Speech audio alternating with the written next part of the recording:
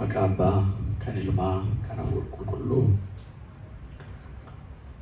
sadawa matuko amen.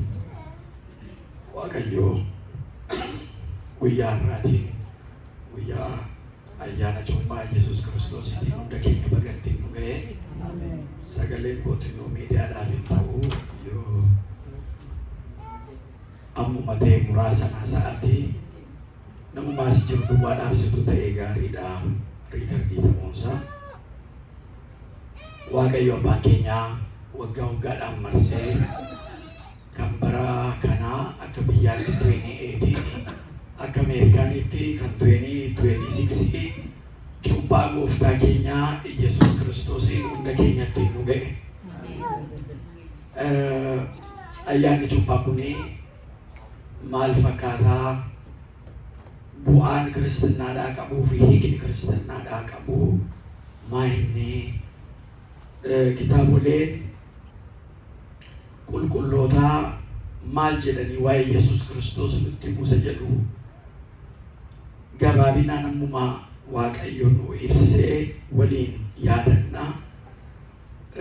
Mata dureen barumsa keenyaa Wangeela Maatiyos boqonnaa 3 lakkoofsa 16 Yesuus cuuphamee isa jedhu sana mata dureewwan guyyaan irraa waa'ee cuuphamuu eenyuuti? Waa'ee eenyuuti? Cuuphamuu Yesuus Kiristoosiiti. Amma nu Iliyaasitti bishaan qulqulluu jennaa, bishaan waraabamee yookaan bishaan yaa'u maqaa Waaqayyootti waamamee eebbifamee isa booda bishaan qulqulluu ta'a. Sagalee isa bishaan lagaa yaa'u isa godaa burqurra dabalata maal qaba jechuudha. Bishaan inni irratti Waaqa kadhannee sabala goone kun maal qaba? Maqaa Waaqayyoo qabaa miti? Kadhannaa Waaqayyoo qabaa miti? Maqaa Waaqayyootti waamne irra jechuudha. Isuma Waaqayyo uume irratti daballee maqaa Waaqayyoo irratti eebbisnee immoo bishaan kun isuma callumadee dhangala'u mana keessatti itti wayyaa miiccinu, dhannatti miiccannu, qodaatti dhiqnu utuu hin ta'in inni kun bishaan qulqulluudhaa jenna jechuudha. Maqaatti waamne Waaqaaf adda baasnee jechuudha. Akka amantaa keenyatti kana fayyadamu. Iddoo baay'ees bakka bishaan ijoolleen walitti kuusanii yookaan jiru keessa utaalanii galanii bishaan daakan dhufaa jira jechuudha. Miti hin argitu iddoo baay'ee. Yeroo guyyaa biraa bishaan daakuu danda'u. Guyyaa ximqataa kana garuu bishaan eebbifamee maqaa Waaqayyootti waamamee isaan buna keessa galanii hundumti isaanii isarraa cuubamu. Egaa hiika guddaa qaba. Bu'uurri isaa Yesuus Kiristoos cuubamuu isaa kana. Yesuus Kiristoos cuubamee jedhee Wangeela Maatiyos boqonnaa 3 lakkoofsa 16 irratti ibsee jira. Isuma kana Maarqos boqonnaa 1 lakkoofsa 9 jalqabee Luqaas boqonnaa 3 lakkoofsa 21 jalqabee akkasumas immoo Yohaannis qulqullichi boqonnaa 1 lakkoofsa 32 jalqabee waa'ee cuubamuu Yesuus Kiristoos wangeelli afuranuu ibsanii akka jiran arginaa jechuudha. Kanaaf cuubamuun mallattoo kiristinnaa keessaa isa tokko jechuudha. Kiristoos duuka bu'uudhaaf maqaa isaatiin kiristinnaadhaan waamamuudhaaf inni tokko cuubamuudha jechuudha. Karoora Waaqayyoo keessatti keessumaa kakuu haaraa keessatti Yesuus Kiristoos fooniin eega dhalatee mul'atee booda daandiin mootummaa Waaqayyoo ittiin gallu kallattiin mootummaa Waaqayyoo ittiin dhaallu cuubamuudhaani jechuudha. Namni cuubamne akka seera bataskaana keenyaatti dhiirri guyyaa meeqatti cuubama? 40. Dubartiin guyyaa meeqatti? 80. Inni kun egaa seenaa mataa isaa danda'e qaba. Achi keessatti akka amantaa Ortodoksiitti namni cuubamne jira amma kana keessa. Kiristinnaa namni hin kaane jira. Kaana irra miti hundumti keenya. Waggaa waggaadhaan immoo amma sila cuubamne asitti immoo hundumti keenya illee cuubamne immoo maaltu immoo kana immoo adda baasa? Kan Yesuus Kiristoos. Kiristinnaan hin dabalamaa? Cuubamuun hin dabalamaa? Amantiin tokko cuuphaanis tokko jenna miti ala faarfannus kitaaba keessas hin dabalamu jechuudha. Kiristinnaa keessatti eega namni tokko kiristaana ta'ee cuubamee maqaa abbaa, maqaa ilmaa, maqaa hafuura qulqulluu sadan waaqa tokkootiin jedhamee eega cuubamee booda yeroo kamittiyyuu dabalamee hin cuubamuu jechuudha. Daballiin cuuphaan hin jiru, hin dabalamu. Iccitii bataskaanaa keessaa inni hin dabalamne keessaa inni tokko ayyaana cuuphaati. Garuu isa sana isa guyyaa 40 isa guyyaa 80 sana miti amma kan guyyaa irraa taabonni lagatti ba'ee lagatti taabonni bulee isa booda kabajamu waa'ee Iyesuus Kiristoosii jechuudha. Cuuphaa Iyesuus Kiristoosiiti. Isa kana Oriental Orthodoxiin cuuphaa kana guyyaa kana irratti hundumtuu kabajee oola bakka jiranitti jechuudha. Biyya sirna keenya keessatti immoo akkaataa ho'aa ta'ee taabonni Waaqayyo bakka jiru hundumaatii ba'ee akkuma Yesuus mootichi samiif lafaa kun gara lafaatti dhufu duwwaatu hin ta'in immoo gara Yordaanosiidhaa, gara Galiilaadhaa, gara Yordaanositti immoo dhaqee harka Yohaannis isa cuuphaa sanaan cuubame tajaajila isaatiin akka gadi of qabee cuubame taabonnis immoo bakka jiru ba'eetu laga bu'ee achitti sirni galateeffannaa hundumtuu godhamee hundumtuu yaadannoo gooftaa keenyaa Iyesuus Kiristoosiin cuubamnaa jechuudha. Isa kana eebba guyyaa sanaa argachuuf malee cuubamuun sun lammata dabalachaa jiru jechuudha. Eebba ayyaana kanarraa argachuu keenya ibsa. Maaliif inni kuni gooftaan keenya Iyesuus Kiristoos wangeela Maatiyos boqonnaa 28 lakkoofsa 19 irratti balbala jireenya haaraa kan ittiin gallu akka ta'e cuuphaan isuma kanayyuu agarsiisa. Roomee boqonnaa 6 lakkoofsa 3 irrattis dhaqaatii addunyaa kanarratti namoota maqaa abbaa, ilmaa, hafuura qulqulluutiin cuubdanii barattoota koo taasisaa jedhee barattoota isaa addunyaa kanatti akka inni ergee agarra jechuudha. Isa kanaaf amma wanaa lallabaan jiru, qeesiin jiru, diyaaqoniin jiru, kiristaanni jiru hundumtuu bakka deemetti abbaa, ilma, hafuura qulqulluu sadan waaqa tokkoo akka ta'e barsiisuun dirqama keenya. Isa kana barsiisnee yoo amanan maqaa abbaa, ilma, hafuura qulqulluu waaqanni jennu kuni waaqa hunda uumeedha. Waaqni kun waaqa waaqota jedhamanii hundaati. Uumaa hundaati. Gubbaa samii kanarratti gadi fagoo galaana keessattis kan isa fakkaatu hin jiru. Waaqni inni kun immoo abbaa, ilma, hafuura qulqulluu jedhama. Sadan waaqa tokko jenna. Waaqa tokkotti amanna. Hin amantaa kana jennee nama kana barsiisnaa jechuudha. Guyyaa tokkotti hin ta'u, guyyaa lamatti hin ta'u. Barsiisaan kun amma gaafuma guyyaadhaan wangeela kana dubbisnu waan ilaanutti fakkaata malee ilaalcha bakka namni yaadu sanaa gara abbaa, ilma, hafuura qulqulluutti amananii fiduun kun yeroo fudhata jechuudha. Yaada isaa keessa jiru hundumaa gaaffii gaafatu hundumaa deebifamee eeyyee amanee jiraa ala jedhamu. Kanaan booda wanti cuubamuudhaaf na dhufu maaltu jiraa jedhee akkuma namni biyya keenyaa sun jalqabaa maqaa Waaqayyootiin cuubamee kiristinnaa fuudhee biyyatti galee hojii duuka bootaa boqonnaa 8 irratti jiru amanee qulqullaa'ee waan keessa jiru eega fixatee booda maqaa abbaa, ilmaa, hafuura qulqulluutiin bishaan keessa gadi cuubnaa jechuudha. Ammanni kun ala kiristinnaa sittis kaasnu keessa ijoollee ala ta'an namatti tola fuunee keessa gadi cuubna miti. Inni sun jireenya foonii darbuusaa sana. Jireenyi inni moofa'aan kan foonii darbuusaa sana agarsiisaa keessa cuubamnee isa booda immoo keessaa wal baanaa jireenya haaraadhaan haaromsamnee gooftaa keenya Yesuus Kiristoosiidhaan mootummaa isaa dhaaluuf qophaa'uu keenya kan agarsiisudha jechuudha. Sirnichi yeroo namni amane hundumatti jechuudha. Gara isaatti kan dhufan hundumtuu maqaa isaatiin akka cuubamu kana aangoo kennee jira. Maqaan isaa ulfaatu. Gati kanaa inni kun daandii isaa isa jalqaba balbala mana Waaqayyoo ittiin walittiin seennu utuun cuubamin, utuun amanin, utuun cuubamin mootummaa Waaqayyoo dhaaluu miti arguu hin dandeessanuu jedhamee akkuma barreeffamee jirutti immoo kanaafiyyuu amannee cuubamne jechuudha.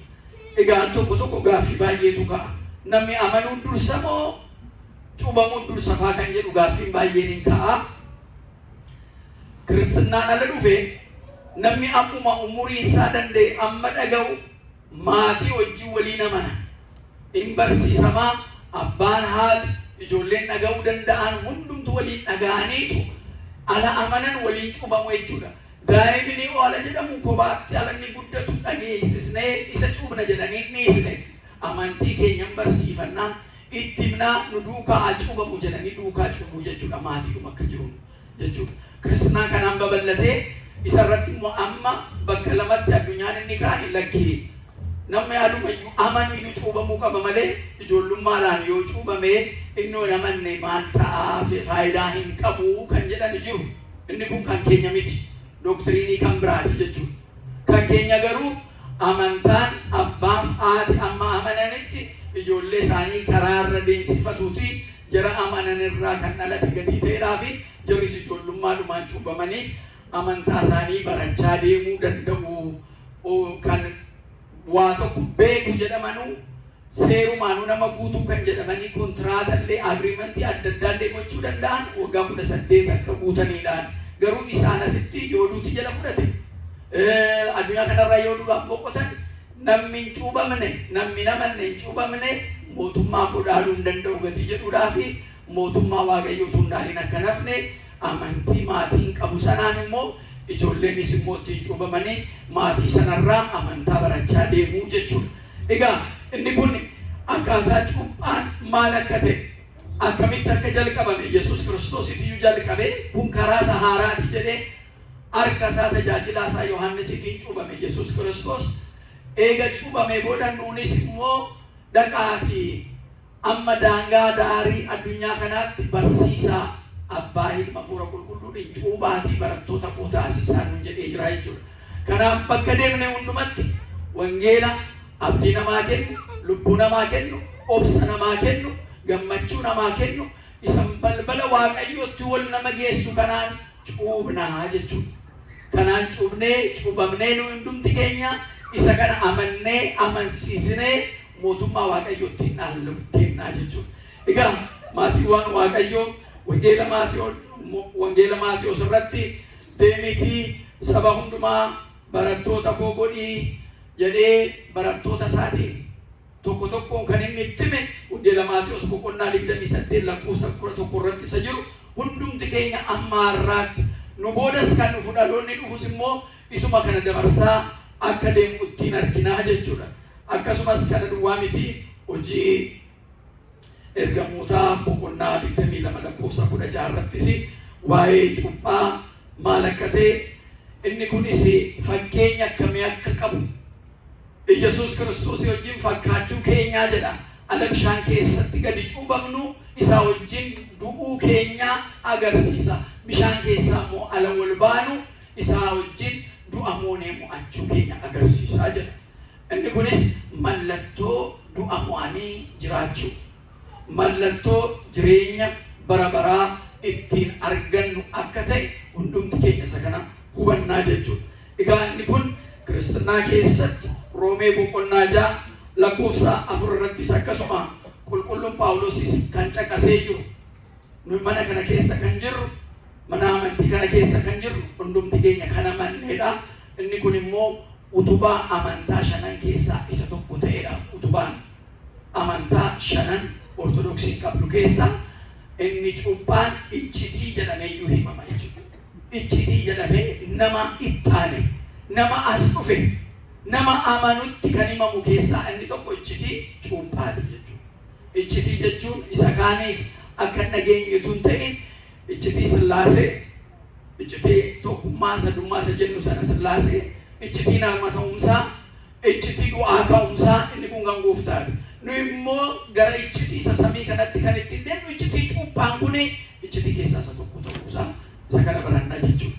Gatii kanaatiif guyyaan har'aa iccitiin cuuphaa kan Yesuus Kiristoos karaa mana waaqayyoo fi kakuu haaraa kanaan mootummaa waaqayyoo ittiin dhaallu gatii ta'eedhaaf jedhee duwwaa akka nama dhaqaa cuubamaa jedhee ajajee sana duwwaatuun ta'in barbaachisaa ta'uusaa gaafa agarsiisu nuyyuu jalqaba dhaqee cuubame jechuudha. Cuubamuudhaaf immoo namoonni baay'een gara Yohaannis isa cuuphaa sana dhufaa turanii gaafa gara kana dhuftanii cubbuu keessan Waaqa fuulduratti madhaatii cubbuu keessan irraa qulqullaa'aatii hojii badii keessan irraa deebi'aatii mootummaa Waaqayyoo dhaaluudhaaf kan qophooftan ta'aa jedhee isa dabarsee jechuudha. Gati kanaa eega cuubamne booda uumama haaraa taanee jirra jechuudha. Kaadhimamtoota mootummaa Waaqayyoo taanee jira jechuudha. Isa kanaaf guyyaan irraa ayyaana cuuphaa Yesuus Kiristoos kan ittiin kabajnuudha. Ayyaanni cuuphaa kun kan nagaa, ayyaanni cuuphaa kun kan gammachuu Waaqayyo nuuf taasisu. Egaa bakkuma jirrutti akkaataadhuma haalli Waaqayyoo nu eeyyamee yaadannee oolle jechuudha. Yaadannee oolle, kabajnee oolle. Yaadachuun keenya kun hafuurawwaadhaan walitti dhaadha jechuudha. Waaqayyo hafuurawwaa miti. Waaqayyo hafuurawwaadha. Hafuurawwaa keenya hafuura Waaqayyo sana wajjin walitti hidhee har'a Waaqayyo nu gidduu jira jennee amanna. Waaqaaf galanni haa ta'u.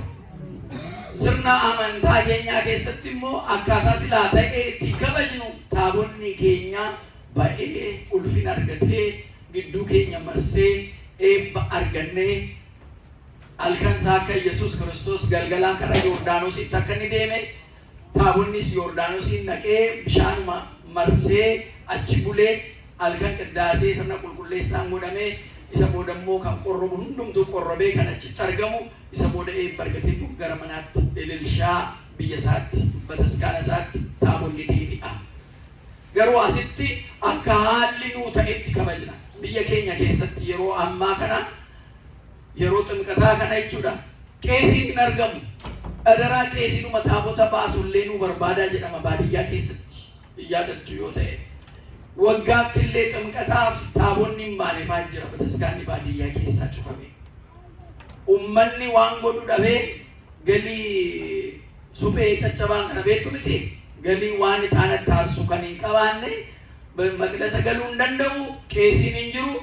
Galii kanarratti iyyuu abidda kaa'ee ixaana taasisee deebi'a. Biyya keessatti ala baay'ee biyya kiristaanaati ala jennee biyya keenya kaasnu kumaatamaan kan ta'u manni qulqullummaa Waaqayyoo cufamee jira. Isa kana bansiisuun hunda keenya irraa eegama. Uummanni mana amantaa kana keessaa badee jira. Eeguma ijoollummaadhaan maqaa Sillaaseetiin cuubamee mucummaa Sillaasee eega argatee boodallee badee jira. Eessa jira kun jennee barbaaduun nu barbaachisa. Oolota koo barbaadaa, oolota koo adaraa nuun jedhee Waaqayyo gatii nutti kenneef jechuudha. Ala ayyaanaa walitti baay'annee taabonni bakka jiru walitti dhufee ala kabaju biyya sana hundumtuu waan kiristaana ta'e nutti fakkaata. Garuu immoo bakka kiristaanaan namni eega cuubame booda dhiisee keessaa ba'e kumaatamaa miti miliyoonaan kan lakkaa'amu immoo gatii jiruuf jara kana yaadachuun baay'ee barbaachisaadha. Jara deebisuudhaaf isa ta'u, isa haaraadhaafis lallabuudhaaf haa ta'u. Jalqaba jarri amanne jaalalaan waliin jiraachuun baay'ee barbaachisaadha. Kiristoos jaalala gatii ta'eedhaaf. Waaqayyo jaalala gatii ta'eedhaaf. Jaalalatu iyyuu isa teessoo isaarraa harkisee gara lafaatti isa fide. Gatii kanaatiif jaalalanni nutti agarsiise kana nu immoo walitti agarsiisuun barbaachisaadha jechuudha. Bakka jaalalli hin jirre Waaqayyo jira jechuu hin dandeenye. Gatii kanaatiif nu gidduu immoo cuuphaa kana ayyaana cuuphaa ala kabajnu sirnuma oollee kabajnee deebi'uu duwwaa sun ta'e garaadhaa dhiifama garaadhaa jaalala walii qabaachuu nu barbaachisa. Yohaannis qulqulluun cuuphaan gooftaa keenya Yesuus Kiristoos utuu hin cuuphiniin dura namoonni baay'een gara isaatti dhufanii cuuphamuu turani. Jara nutu seera beekaa, nutu aangoon nuu kennamee jira, nu bakka gaarii jirra jedhanii barreessitootaa fi fariisota keessaa namoonni cuuphamuu gara isaatti dhufanii turan.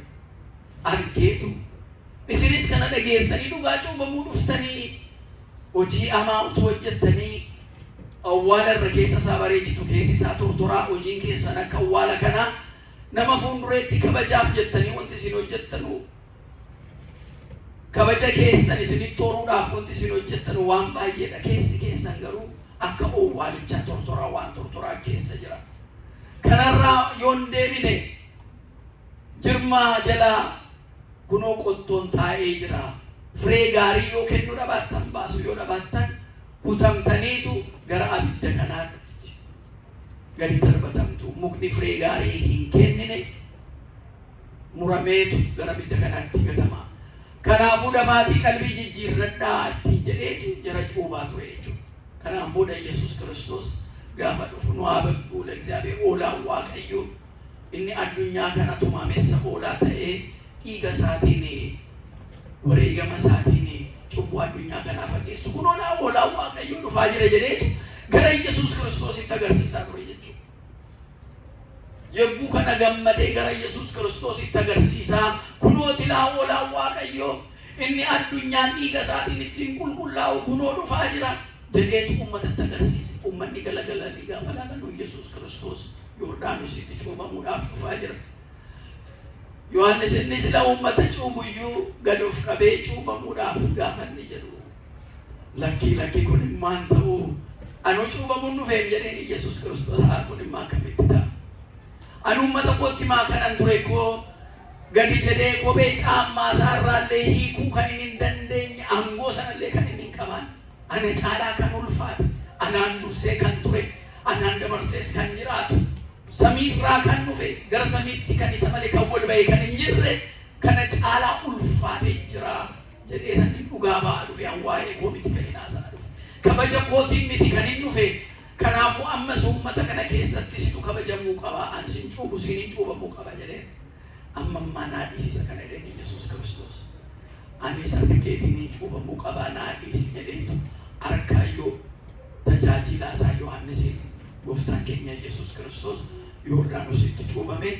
Egaa inni kun seenaa baay'ee of duraa qaba. Maqaa garbittii fi garbummaa Addaamii fi Heewaan bakka towwaaname sana kan inni ittiin balleesse gargar ba'umsa Yordaanos galaanni sun bakka lamaan maddee dhufee bakka tokko gabu sana irratti tokkummaa sana kan inni ittiin uume seenaa baay'ee achi keessa jira. Yeroo qusachuudhaaf achi sana keessa hin galu. Gatii kanaatiif ayyaanni kun ayyaana salgan gooftaa keenya Yesuus Kiristoos isa guddaa sana keessaa isa guddaa tokko jechuudha. Ayyaanni cuuphaa kun qulqulluu Yohaannis eega barsiisuu jalqabee nu amma xinnoo ala barsiisu wangeela qeesonna taanu lallaboonna taanu faarfattoonni taanu hundumti keenya kabaja isaatiif iyyuu dabarsinee kennina. Tajaajiltoota isaati malee nuyi of miti kan tajaajilu jechuudha.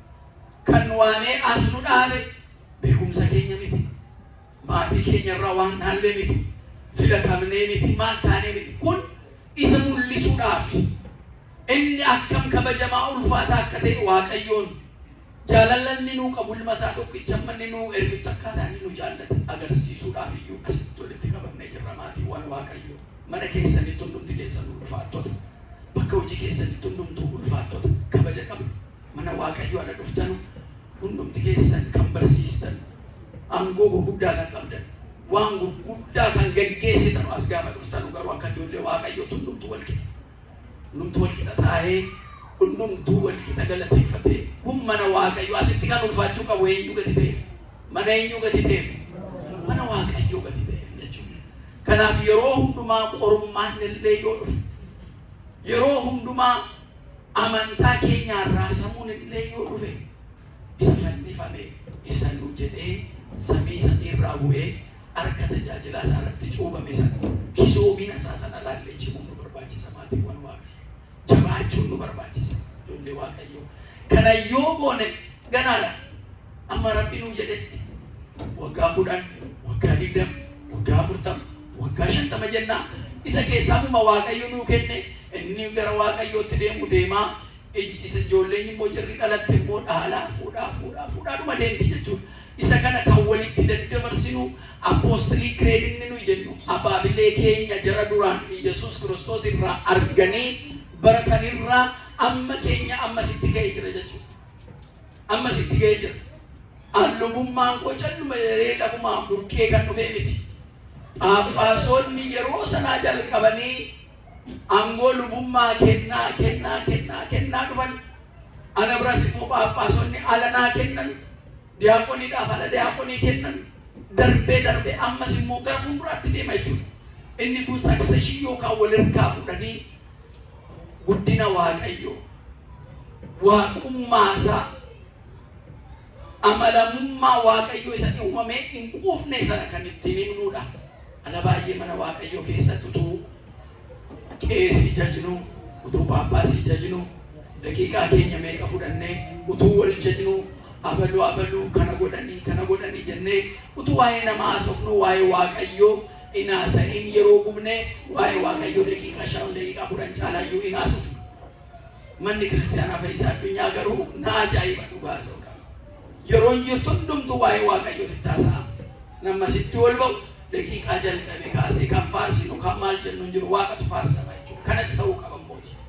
Gatii kanaatiif kan waggaa kanaan nu ga'e Waaqayyo kan waggaa dhufuun ittiin nu haa ga'u.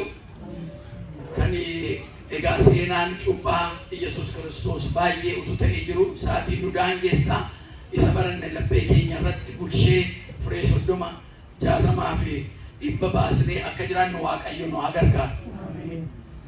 Anaanis immoo yeroo jalqabaa eega Fayyisaa Addunyaa hundaa'ee jalqabee anis saandee galgala na dhukkubee bakka utaalloo yoo na godhesi amma jimaataatti na fichisiiseetu isa booda immoo sanbata na qulqulleessee na fidaa ture marraatti dhugaa sa'uuf. Har'a garuu it is special